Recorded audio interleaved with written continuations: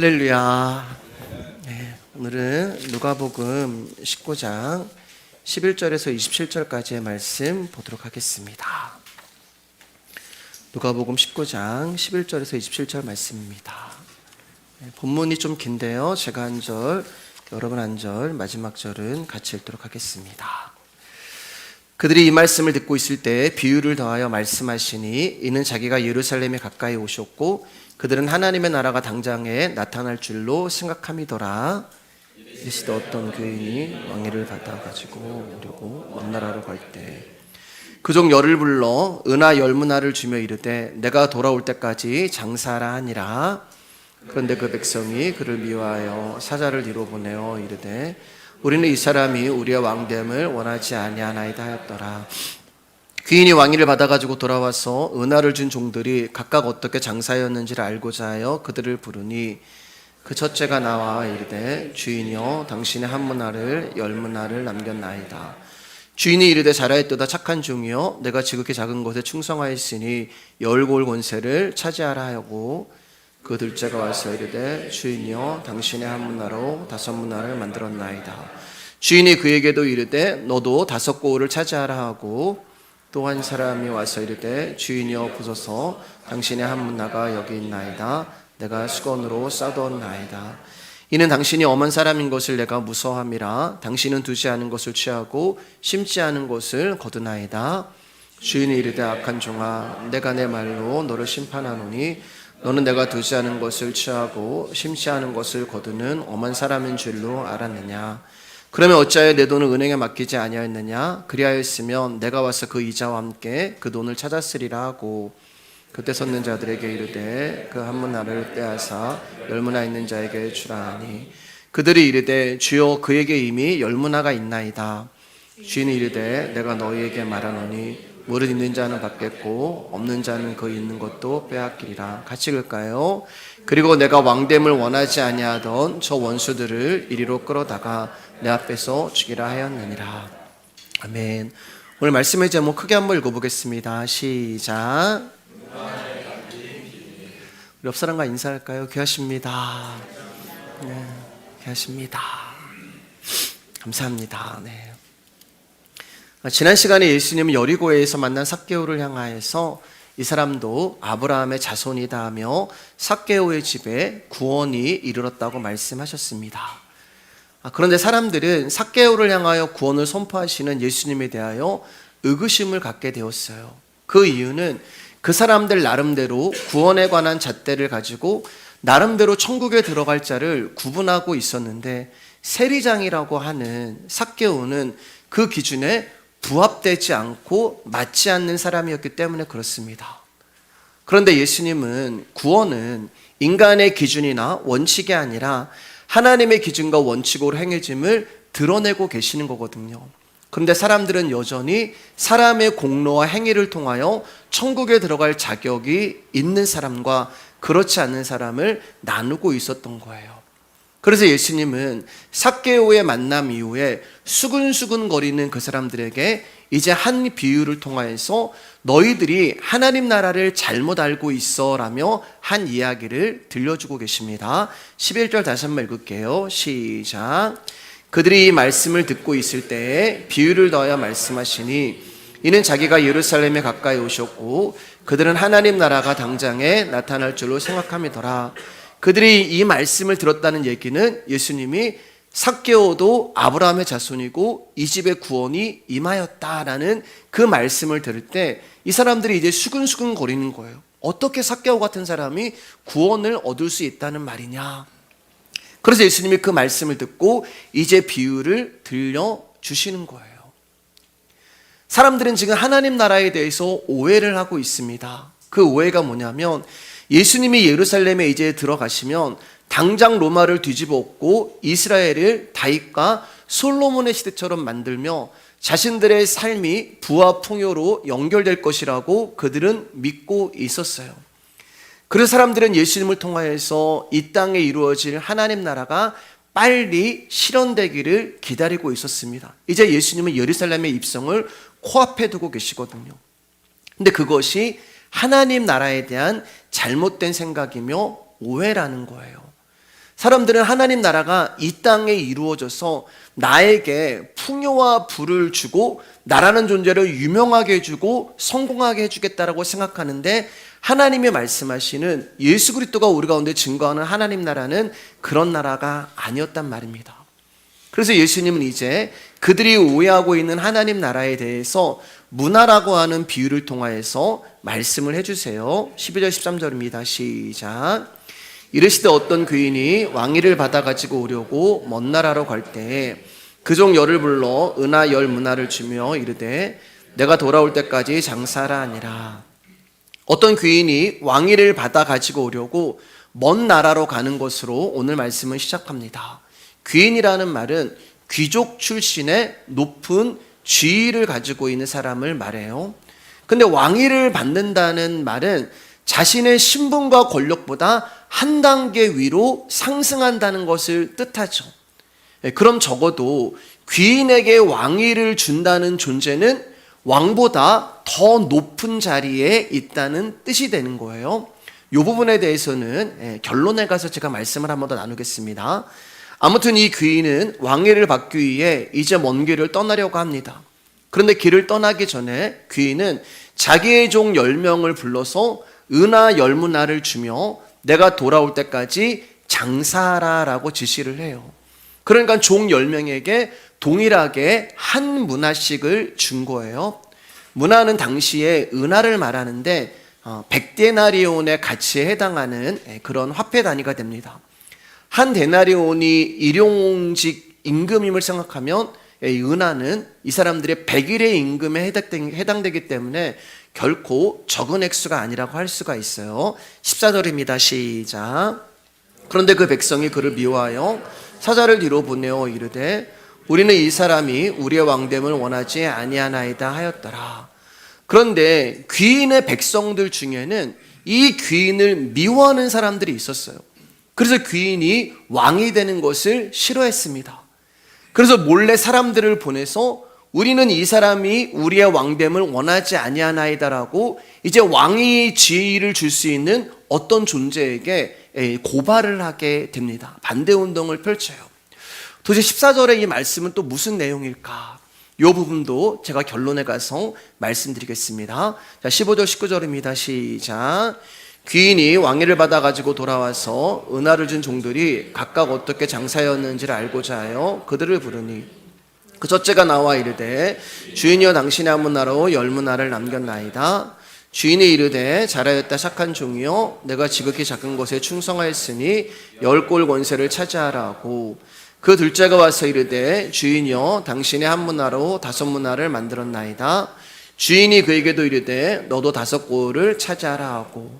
자, 왕위를 받고 돌아온 이 귀인이 가장 먼저 한 일은 당신이 은하를 준 종들을 불러서 어떻게 그들이 장사였는지를 알고자 합니다.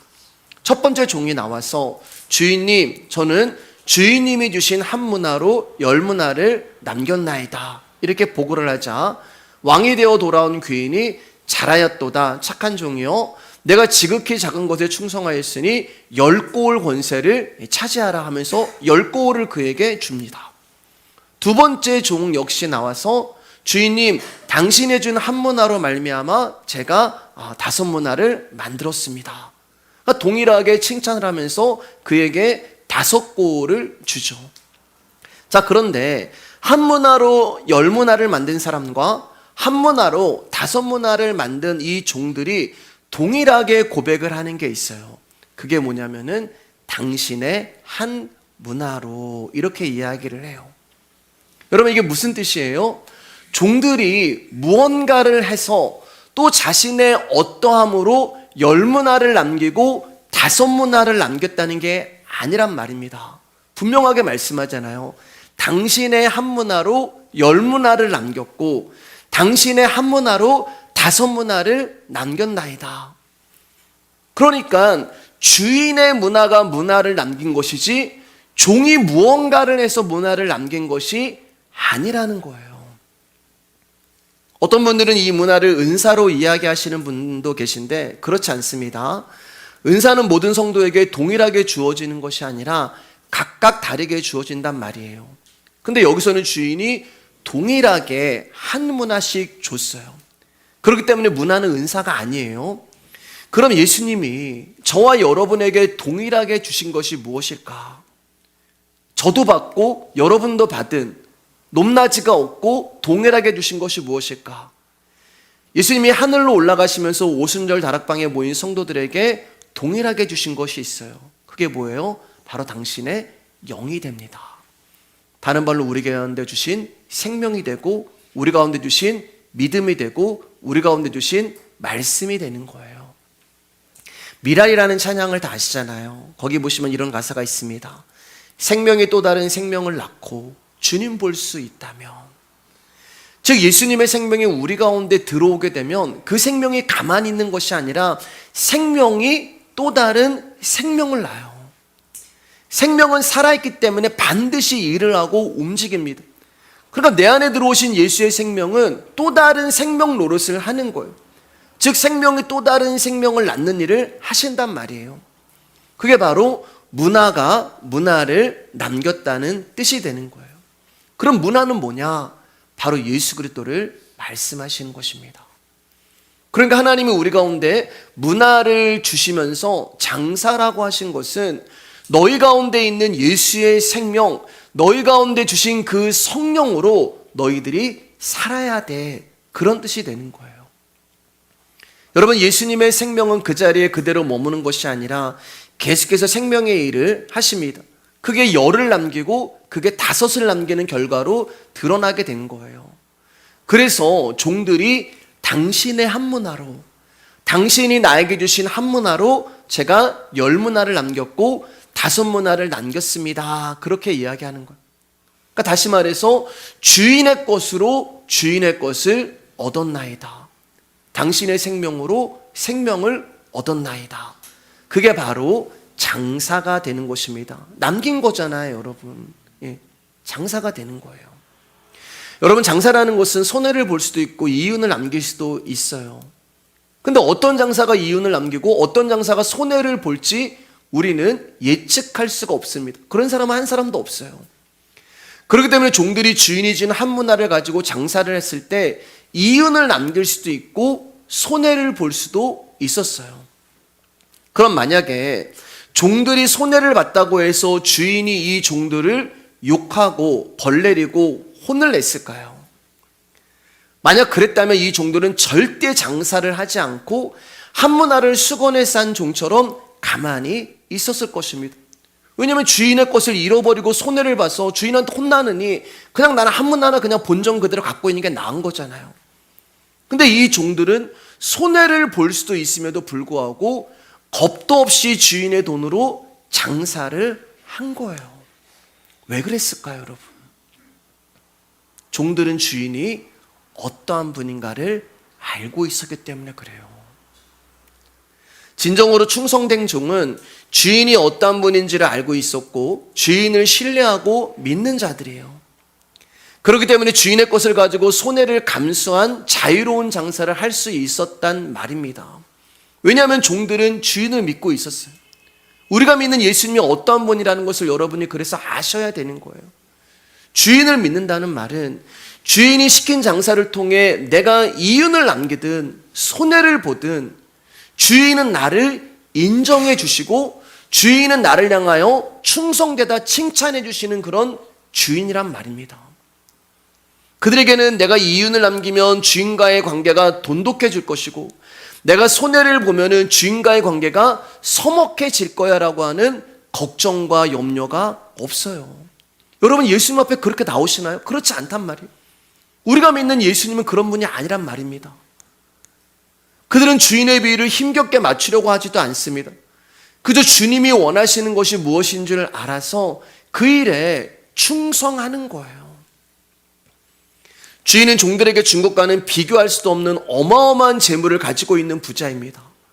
그렇기 때문에 주인은 종들이 남긴 이윤에 관심이 없어요. 여러분 잘 들어보세요, 말씀을요.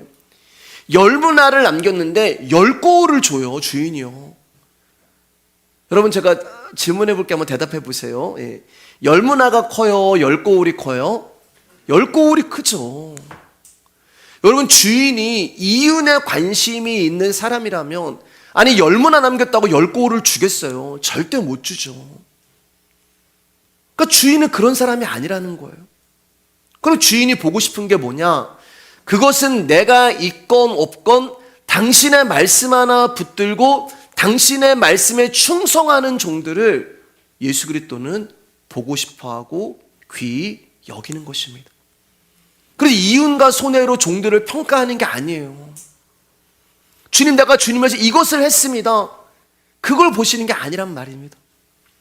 주님이 보고 싶은 것은 종들이 주인이 주신 믿음으로만 살아가는 것, 종들이 주인이 주신 말씀만 붙드는 것, 종들이 주인이 주신 성령만 의지하는 것, 그거 보고 싶으신 거예요. 그러니까 주인에게 중요한 것은 종들의 행위가 아니라 말씀을 귀히 여기고 살아가는 여러분이라고 하는 존재 자체를 여러분, 예수님은 귀하게 보시는 거예요. 그래서 이 종들이 주인으로부터 잘하였다, 착하고 충성된 종이라는 칭찬을 받는 것입니다. 여러분, 11월 달에 임직 예배가 있습니다. 우리 교회 개척하고 또 앞으로도 가장 큰 행사가 될 거예요.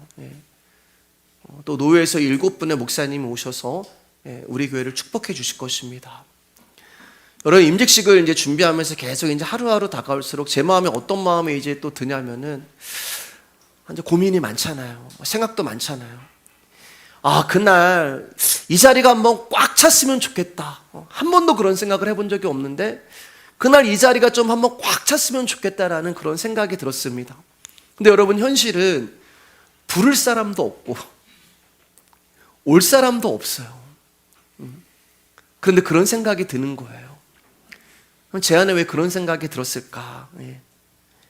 우리 교회를 드러내고 싶은, 좀 자랑하고 싶은 그런 인간적인 저의 교만함 때문입니다. 아, 이 자리가 사람들로 가득 찼으면 좋겠다. 그래서 그날 목사님들도 오는데 우리 교회 좀 보고 좀 자랑했으면 좋겠다. 근데 여러분, 솔직히 그 생각이 나쁜 생각은 아니잖아요. 제가 그렇게 생각하는 게. 교회가 성장하고 잘 돼서 자랑하는 거, 솔직히 그게 뭐가 나쁜 거예요. 그럼 뭐가 죄고 뭐가 문제인가? 그것은 사람들이 모이고 자리가 가득 차고 교회가 성장하고 잘 되는 것을 보면 목사인 제가 어떻게 생각하겠어요? 내가 목회를 잘했구나. 내가 사역을 잘하는구나. 내가 말씀을 기가 막히게 전하는구나. 아멘 한 번도 안 해주셔서 감사합니다. 성공했다. 우리는 부흥했다. 내가 무엇을 해서 이렇게 되었다라고 하는 그 교만함이 문제고 죄라는 거예요. 작년 12월 25일 날 저희가 그 펜션에 가서도 말씀을 드렸지만, 여러분, 우리 교회 성도님들이 다 떠나고 한 분 남았는데 그 한 분마저도 떠나가면은 제가 말씀드렸잖아요. 하나님이 네 목회는 여기까지야 라고 저는 생각을 하겠다고요. 여러분, 그분이 그만하라면 그만해야죠. 여러분, 우리 교회가 여기보다 더 좁고 안 좋은 곳으로 가면은 실패하고 망한 것일까요? 하나님 우리 교회를 버리고 포기하신 것일까요? 목사가 목회를 못하기 때문에 목사가 게으르기 때문에 그런 것일까요? 사람들은 그렇게 생각할 수 있지만 우리의 주인 되시는 하나님은 우리를 그렇게 보지 않으신다는 말씀을 드리고 싶은 것입니다. 중동에서 사역하시는 선교사님이 예전에 이런 말씀을 하셨어요. 10년 동안 중동에서 사역을 했는데 2사람 전도했다고. 근데 한 사람은 할아버지였는데 얼마 전에 돌아가셨고, 또 한 사람은 초등학생이라고요. 그럼 우리 생각에 어떤 생각이 들어요? 참 게으른 선교사님이다. 능력이 없다. 아니, 10년 동안 우리가 그렇게 많은 선교원금을 후원했는데, 우리가 새벽마다 기도하고 시간 날 때마다 후원하고 기도했는데 고작 2명이야? 저분은 선교사 자질이 없다. 사람은 그렇게 평가를 내릴 수가 있어요. 그런데 여러분, 그 아무 의미 없다는 말이에요. 사람이 누구에 대해서 평가 내리는 거, 그거 아무런 의미가 없단 말입니다. 하나님은 그 선교사님을 향하여서 잘했다, 충성된 종아, 그러면 그분은 성공한 거예요. 하나님이 우리 교회를 보시고 잘했다, 충성된 말씀 위의 교회야, 그럼 우리 교회는 모이는 인원과 상관없이 성공한 것입니다. 그분의 나라는, 그분의 세계는 하나님에 의해서 결정되는 것이지 종들의 어떠함으로, 사람들의 어떠함으로 이루어지는 게 아니란 말입니다. 여러분, 우리가 예수님을 믿으며 인생을 살아갈 때 기쁨과 웃음이 생길 수도 있고요, 고난과 고통이 올 수도 있어요. 또 잃어버리고 결별하고 이별의 고통과 상실의 아픔과 수고하는 땀 흘림을 겪을 수도 있습니다. 그런데 사랑하는 여러분, 그 모든 상황과 과정 가운데 주인이신 예수님의 생명을 붙들고 인내하고 있다면 사랑하는 여러분, 여러분들은 성공한 것이고요, 주님으로부터 칭찬받을 수 있는 자격이 있으신 것입니다. 20절 21절입니다. 시작. 또 한 사람이 와서 이르되 주인이여 보소서, 당신의 한 문화가 여기 있나이다. 내가 수건으로 싸두었었나이다. 이는 당신이 엄한 사람인 것을 내가 무서워함이라. 당신은 두지 않은 것을 취하고 심지 않은 것을 거두나이다. 또 한 종이 와서 보고하기를 주인님 보세요, 당신의 한 문화가 여기 있습니다라고 하면서 수건으로 싸두었던 문화를 드립니다. 이 종은 주인이 준 문화로 장사를 한 것이 아니라 수건에 싸두었어요. 수건으로 싸두었단 말은 생명을 생명되지 못하겠다는 말이에요. 다시 말해서 말씀이 내 안에서 생명이 되어 나를 살려야 하는데 그 말씀을 생명이 아닌 법으로 받아들이는 거예요. 하라 하지 말아라. 왜요? 주인이 무서웠거든요. 말씀이 우리 안에서 생명이 아닌 법이 되면은 그 법은 우리를 죽입니다. 그리고 우리를 묶어요. 그래서 여전히 한 문화밖에 안 되는 거예요. 열이 되고 다섯이 되어야 하는 말씀이 내 안에 생명이 아닌 법으로 머물러 있으니까 여전히 한 문화에 머물게 되는 거예요. 그러니까 자꾸 다른 것으로 주인에게 인정을 받으려고 하는 거예요. 왜요? 주인이 무섭거든요. 내가 이렇게 하면 하나님 나한테 벌 내리실 것 같고, 내가 이거 안 하면 예수님이 나를 혼내실 것 같고, 그러니까 예수님이 원하는 것이 아닌 다른 것을 가지고 인정을 받으려고 하는 것입니다. 그러니까 이 종은 주인이 누구인지를 모르는 거예요. 말씀이 무엇인지를 모르고 복음이 무엇인지를 모르는 거예요. 우리를 향한 하나님의 한없는 자비와 은혜가 무엇인지를 모르는 것입니다. 그래서 두려움이 오는 거예요. 그래서 이 종은 주인을 향하여서 당신은 무서운 분입니다. 당신은 엄한 사람입니다. 당신은 두지 않은 것을 취하고 심지 않은 것을 거두는 사람이라 내가 무서워합니다라고 주인을 평가하고 판단하는 것입니다. 여러분, 우리의 주인 되시는 예수님은 우리를 위하여 십자가에서 당신의 생명을 내어주시기까지 우리를 사랑하시는 분인데, 이 종은 예수님을 향하여서 당신은 손 하나 대지 않고 남의 것을 강제로 빼앗을 수 있는 거칠고 사납고 무서운 분입니다, 이렇게 고백을 해요. 그래서 그 종의 말을 들은 주인이 이제 22절 23절에서 이렇게 얘기합니다. 시작. 주인이 이르되 악한 종아, 내가 내 말로 너를 심판하노니 너는 내가 두지 않은 것을 취하고 심지 않은 것을 거두는 엄한 사람인 줄로 알았느냐? 그러면 어찌하여 내 돈을 은행에 맡기지 아니하였느냐?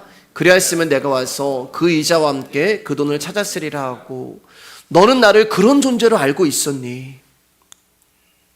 너는 수십 년 나와 신앙생활하고 너는 나를 믿는다고 그렇게 이야기하면서 너는 지금까지 나를 그렇게 믿고 있었니? 그럼 너의 주장대로 내가 심지 않은 데서 거두고 해치지 않은 데서 모으는 사람이라면 너 차라리 그 돈을 은행에다 맡기지 그랬니? 그럼 이자라도 받을 수 있었을 텐데. 근데 너는 그것도 안 했어. 왜 그런지 아니? 너는 악하고 게으르기 때문에 그래. 종은 주인을 나름대로 판단했고 그 판단에 따라 자신에게 유리한 행동을 했어요. 그것이 문화를 수건에 싼 것입니다. 만약 종이 자신에게 유리한 것을 생각하지 않고 주인에게 유익된 것을 생각했다면 은행에다 맡겼을 거예요. 그리고 이자라도 남겨서 주인님 여기 있습니다라고 주인님께 드렸을 거예요.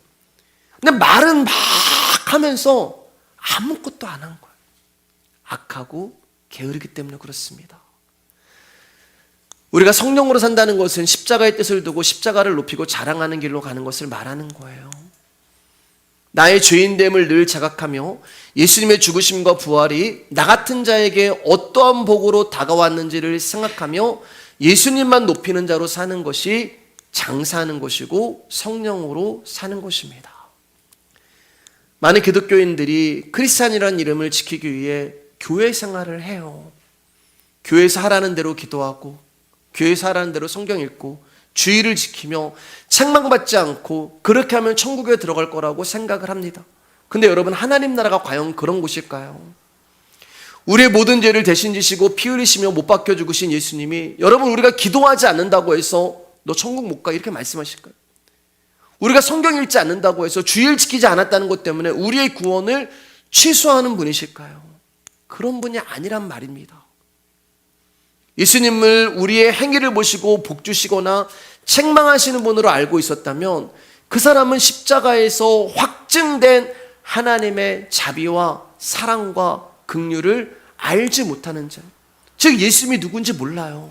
수십 년 신앙생활한 것이 물거품이 되는 것입니다. 그런 사람들은 자신의 신앙생활을 위해서 그렇게 믿음이라는 것을 고백할 뿐이지 예수 그리스도의 십자가를 자랑하며 하나님의 영광을 위한 것으로 신앙생활을 하지 않는단 말입니다. 그게 바로 자기의 유익만을 생각하며 자기에게 유리한 쪽으로 행동하는 악하고 게으른 자의 모습이 되는 것입니다. 24절 26절입니다. 시작. 곁에 서는 자들에게 이르되 한 문화를 빼앗아 열 문화 있는 자에게 주라 하니 그들이 이르되 주여 그에게 이미 열 문화가 있나이다. 주인이 이르되 내가 너희에게 말하노니 무릇 있는 자는 받겠고 없는 자는 그 있는 것도 빼앗기리라. 주인이 곁에 섰는 자에게 악한 종으로부터 한 문화를 빼앗아서 열 문화 있는 자에게 주라고 하자 옆에 있는 사람이 아니 그에게 이미 열 문화가 있습니다라고 불평을 해요. 왜 불평을 할까? 시기하고 질투하는 거예요. 열 문화도 남겼는데 10골 권세까지 받으니까 얼마나 그 사람에 대해서 시기 질투가 일어나겠어요. 근데 예수님이 한 문화를 더 주라고 얘기하니까 불평이 앞서는 것입니다. 복음을 모르는 사람들이에요. 근데 여러분 보세요. 정작 십자가를 아는 자들은 10골과 5골을 다스리는 권세에 관심이 없단 말이에요. 왜 나는 10골이고 저 사람은 5골이에요? 왜 나는 5골이고 저 사람은 10골이에요? 이런 불평도 없어요. 왜요? 그건 주인의 문화로 내가 맡겨서 열매를 맺은 것이지 나의 어떠함과 공로로 이루어진 것이 아니기 때문에 그렇습니다. 그래서 참된 종은 스스로를 무익한 종으로 여길 뿐이에요. 사랑하는 여러분, 하나님이 성령을 우리 가운데 보내신 것은 우리의 신앙을 예수님의 십자가가 중심이 된 길로 이끌어 가시기 위해서요. 나를 위한 신앙이 아니에요. 나를 위한 믿음이 아니에요. 예수 그리스도를 위한 신앙이고 예수 그리스도를 위한 믿음으로 우리를 이끌기 위해서 성령을 보내신 것입니다. 그러므로 성령과 함께 신앙의 삶에 힘쓰는 자는 반드시 성령의 열매가 나타날 수밖에 없어요. 그게 뭐예요? 나의 행함을 보지 않는 거예요. 나를 드러내지 않는 거예요. 나를 자랑하지 않는 거예요. 타인과 비교하지 않는 것이고 주어진 삶에 감사하고 주어진 것에 감사하고 나를 죄에서 구원하신 예수 그리스도의 은혜가 기쁨이 되고 감동이 되는 것이 여러분 복음을 아는 자입니다. 그 사람은 내가 말씀을 들으면 들을수록 기쁨이 커져요. 여러분 그런 사람들은 내가 복음을 알면 알수록 예수님과의 관계에 깊이 들어갈수록 기쁨이 커져요. 이것이 있는 자는 받겠고 없는 자는 그 있는 것도 빼앗기리라고 하는 말씀의 의미입니다. 그리고 오늘 이렇게 말씀이 끝나요. 제 설교는 여기서 끝입니다. 여러분들은 여기까지만 들으시고 소화하시면 돼요. 근데 제가 서두의 14절에 숨겨져 있는 뜻이 무엇인지를 결론에 가서 말씀드리겠다고 말씀드렸잖아요. 이제 그 부분 잠시 다루고 오늘 말씀 마치겠습니다. 우리 14절 다시 한번 읽을게요. 시작. 그런데 그 백성이 그를 미워하여 사자를 뒤로 보내어 이르되 우리는 이 사람이 우리의 왕됨을 원하지 아니하나이다 하였더라. 사실 타국으로 왕위를 받으러 간 귀인의 이야기는 유대인이라면 누구든지 알고 있는 이야기였어요. 그러니까 예수님은 유대인들이 다 알고 있는 어떤 사건을 당신의 비유 속에 숨겨서 하나님과 하나님 나라에 대하여 오해하고 있는 유대인들에게 우리의 잘못된 생각을 말씀해 주시는 거예요. 당시 이스라엘은 로마의 식민지였기 때문에 이스라엘은 분봉왕이 다스렸습니다. 분봉왕이라고 하는 존재는 로마로부터 승인을 받은 왕이 되는 거예요. 식민지의 왕이 되는 거예요. 그러나 로마에 소속되어 있는 왕이 되죠. 근데 분봉왕이 되기 위해서는 반드시 로마로부터 승인을 받아야 왕이 되는 거예요. 예수님이 태어나실 때 이스라엘을 다스리는 분봉왕은 헤롯 대왕이었습니다. 그런데 이 헤롯 대왕은 유대인이 아니라 에돔 사람이었어요. 정확하게 말씀드리면 아버지는 에돔 사람이었고 어머니가 유대인이었습니다. 그가 로마의 황제로부터 유대인의 분봉왕으로 승인이 되자 유대 백성들은 당연히 그를 반대했어요. 왜냐하면 유대인들은 이방인을 짐승 취급했는데 그것도 에돔 사람이라면 누구냐면 에서의 후예를 말하는 거예요. 에서의 후예를 왕으로 받아들이는 것이 그들에게는 치욕이었단 말입니다. 그래서 헤롯 대왕이 이스라엘을 다스릴 때 유대인들과 전쟁이 있었어요. 3년 동안 계속해서 전쟁이 되고 결국에는 3년이라는 전쟁을 통하여서 이 헤롯 대왕이 비로소 이스라엘의 분봉왕이 되었습니다.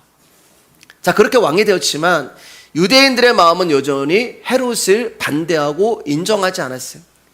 그래서 헤롯 대왕은 유대인들의 마음을 사려고 많은 돈을 들여서 성전을 재건해 주기도 했습니다. 그래서 예수님이 예루살렘 성전에 갔을 때 네가 이 성전을 다시 3일 만에 헐고 짓는다고 이렇게 이야기를 한 거예요. 왜냐하면 아직도 짓고 있었거든요. 그리고 그는 BC 2년경에 헤롯 대왕이 죽음을 맞이합니다. 헤롯 대왕은 10명의 아내와 20명의 자녀들이 있었어요. 헤롯 대왕이 죽자 서로 자신들이 왕이라고 이제 주장을 하게 됩니다. 그래서 막 서로 사형을 시키고 서로 막 숙청을 하고 완전히 이제 콩가루 집안이 돼버렸어요. 근데 결국 그렇게 정리가 된 것이 이스라엘을 이제 세 부분으로 나누게 됩니다. 유대 땅과 사마리아 땅과 이드메 땅은 헤롯 대왕의 아들인 아켈레오에게 주고 갈릴리 땅은 세례 요한을 주고 예수님에게 여우라는 욕을 먹은 헤롯 안티파스에게 주고 그리고 갈릴리 호수 동북부 지역은 헤롯 빌립에게 줬어요. 그러나 그들은 아직 왕이 아니에요. 이스라엘을 그렇게 세 등분으로 나눴습니다. 그러나 아직 왕이 아니에요. 왜냐하면 로마가 아직 누구도 왕으로 인정을 해주지 않았기 때문에 그렇습니다. 왜냐하면 지금 유대사에도 이 로마 황제도 콩가루 집안 때문에 갈팡질팡한 거예요. 도대체 누구를 왕을 시켜야 돼? 3명이 있는데 도대체 누구에게 왕의 지위를 줘서 분봉왕의 지위를 줘서 이스라엘을 다스려야 돼? 자, 이런 상황에서 헤롯 아켈리오가 왕위를 받으러 로마로 떠나간 거예요. 그런데 그 헤롯 아켈리오의 어머니는 사마리아인이었단 말입니다. 아버지는 에돔 사람, 어머니는 사마리아인. 유대인들이 난리가 난 거예요. 그래서 유대인들이 대표단을 만들어서 우리는 헤롯 아켈리오가 왕이 되는 것을 반대합니다 라는 것을 로마에 대표단을 보내버립니다. 결사반대하는 편지를 써서 보내게 돼요. 그게 14절에 백성이 그를 미워하여 사자를 뒤로 보내어 이르되 우리는 이 사람이 우리의 왕됨을 원하지 아니한다라는 그 내용이 되는 것입니다. 근데 로마는 유대인들의 의견을 무시하고 결국 아킬레오에게 왕의 지위를 내리게 되죠. 왕으로서의 모든 권한을 갖게 돼요. 그래서 헤롯 아켈리오가 왕의 직위와 왕으로서 모든 권리를 가지고 이스라엘의 분봉왕이 되어서 왔을 때 그가 제일 먼저 한 일이 바로 27절이 되는 거예요. 같이 읽을까요? 시작. 그리고 내가 왕됨을 원하지 아니하던 저 원수들을 이리로 끌어다가 내 앞에서 죽이라 하였느니라. 반대 의견을 낸 사람들, 대표단을 만든 사람들, 그런 유대인들을 데려다가 이 아켈리오가 숙청을 합니다. 그러니까 예수님은 당시에 있었던 이 이야기를 당신의 비유 속에 집어넣어서 말씀을 해주시는 거예요. 그러나 결국 아켈리오의 통치는 계속해서 문제를 유발시키고 마침내 로마는 아켈리오의 통치를 종식시키고 분봉왕이 아닌 이제는 로마에서 총독을 보내서 이스라엘을 직접 다스리게 하는데 그 총독이 바로 빌라도가 되는 거예요. 자, 그래서 유대인들은 지금 예수님 말씀하신 이 왕위를 받으러 간 귀인이 누군지 알게 되는 것입니다. 자, 그런데 유대인들은 자신들이 그렇게도 싫어하고 왕위를 반대했던 아켈라오보다 예수님을 더 미워했단 말이에요. 예수님은 왕으로 인정하지 않았단 말입니다. 그들은 아켈라오를 미워하고 싫어했지만 죽이진 않았어요. 근데 이 사람들은 예수 그리스도를 반대했을 뿐만 아니라 조롱하고 무시하고 저주하고 대적하고 미워하고 욕하고 결국 십자가에 못 박아 죽이기까지 한 거예요. 유대인들이 왜 이렇게 예수님을 미워했을까? 왜 예수님을 하나님의 아들로 인정하지 않고 반대하고 조롱하고 죽였을까? 그게 바로 하나님 나라에 대한 오해 때문이란 말입니다. 예수님이 자신들에게 부와 풍요라는 나라를 주지 않으셨기 때문에 그래요. 유대인들은 풍랑도 잠잠케 하고 귀신을 쫓아내고 병든 자를 고치고 수만 명을 먹이고 심지어 죽은 자도 살려내는 그 예수 그리스도가 이제 예루살렘에 들어가시기만 하면은 로마를 뒤집어 엎고 식민지 생활을 청산하고 다윗 왕국의 강함과 솔로몬 왕국의 부와 풍요를 주실 줄 알고 예수님을 믿었단 말입니다. 예수님을 따랐어요. 심지어 예수님 우리 왕이 되어주세요라고 예수님께 열강을 했어요. 그런데 예수님이 예루살렘에 입성해서 로마를 뒤집어 엎을 줄 알았는데 자꾸 힘 빠지는 말씀을 전하시는 거예요. 좀 군대를 모으고 사람을 모으고 자기 세력을 확장해야 되는데 그냥 말씀만 전하시는 거예요. 거기다 더군다나 저주받은 자들, 죄인들을 가까이 하고 그들과 심지어 식사도 하고 어울리고 로마를 뒤집어 엎고 나를 군사적으로 정치적으로 경제적으로 좀 부강하게 해주셔야 하는 분인데 심지어 뭐라고 말씀하시냐면 야 이제 내가 조금 있으면 십자가에 죽어. 죽으면 안 돼요 여러분. 예수님은 죽으시면 안 된단 말입니다. 살아계셔서 나를 좀 잘되게 해주셔야 되는데 자꾸 내가 죽는다는 얘기를 하는 거예요. 그러니까 유대인들이 예수님을 향했던 그 믿음이 무너지기 시작해요. 왜요? 가짜 믿음이기 때문에. 믿음이 무너지니까 기대가 무너지고 실망이 오고 낭망이 오고 낙심이 오고 뭐야? 내가 믿는 예수가 저런 존재였어? 아니 내가 목숨까지도 바친다고 했던 예수가 저런 존재였어? 병든 자 고치고 죽은 자 살려내는 예수가 저런 나약하고 쓸모없는 사람이었어? 아니 저런 존재가 어떻게 이스라엘을 재건해? 저런 존재가 어떻게 로마를 뒤집어 엎어? 저런 존재가 어떻게 나를 부자 만들고 저런 존재가 어떻게 나를 성공하게 만들고 저런 존재가 나의 병을 어떻게 고치고 나 저런 예수 안 믿어. 나 그런 예수 필요 없어. 내가 착각했나 보다. 저 사람은 그리스도가 아니야. 저 사람은 메시아가 아니야. 그래서 그를 십자가에 죽인 거예요. 그래서 이스라엘은요 지금도 메시아 기다리고 있어요. 유대인들은요 지금도 구약에 양잡고 소잡고 하면서 지금도 오실 메시아를 기다리고 있어요. 예수님이 말씀하신 귀인은 왕권을 받아 돌아오는 기간은 예수님이 하늘로 가시고 다시 재림하실 때까지의 기간을 영적으로 의미하는 것입니다. 이처럼 예수님이 하늘로 가심으로 세상에는 여러 부류의 사람들이 이제 자기의 솔직한 모습을 드러내요. 어떤 사람은 예수님 왕 되는 것을 싫어합니다. 어떤 사람은 예수님을 저주해요. 어떤 사람은 예수님을 미워해요. 왜냐하면 내 마음에 들지 않는 예수이기 때문에 그렇습니다. 그들이 바로 반대 의견을 내는 사람이란 말입니다.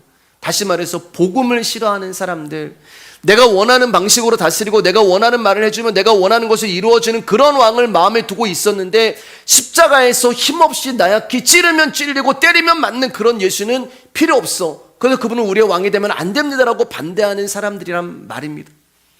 그런데 또 한 부류는 귀인이 길을 떠난 후에도 귀인의 말을 따라 충성한 자들이 드러나요. 그들이 바로 주인이 맡긴 문화로 장사한 사람들입니다.